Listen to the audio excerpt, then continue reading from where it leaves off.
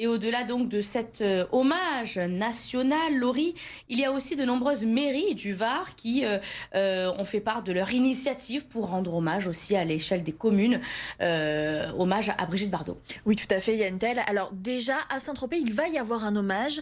La mairie et ses proches se sont réunis, mais pour l'instant, rien n'a encore filtré. Mais dans le Var, des initiatives ont d'ores et déjà commencé, comme au Lavandou qui annonce un festival autour du film en hommage à l'icône qui se tiendra du 21 au 27 janvier prochain dans la commune.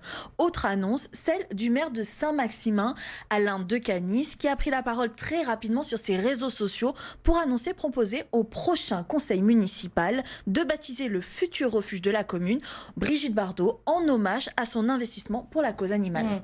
Beaucoup de réactions également de la sphère politique locale, Laurie. Oui, tout à fait, Yantel. Alors, on les a pas toutes prises, puisqu'il y en avait beaucoup. Oui. Mais par exemple, la ville de Saint-Tropez a réagi sur ses réseaux sociaux en diffusant un communiqué qui disait, je cite, Brigitte Bardot restera à jamais associée à Saint-Tropez, où elle en fut l'ambassadrice la plus éclatante par sa présence, sa personnalité, son aura. Elle a marqué l'histoire de notre commune et contribué à faire rayonner Saint-Tropez dans le monde entier. Elle continuera d'habiter l'âme de notre cité. Autre réaction qui sort de la villégiature de l'icône, le président de la région Sud, Renaud Muselier, qui a salué l'artiste sur ses réseaux sociaux. Si Dieu créa la femme, Brigitte Bardot en fut l'icône absolue. Elle a rendu Saint-Tropez éternel. Et aujourd'hui, on ne peut s'y promener sans penser à Brigitte Bardot.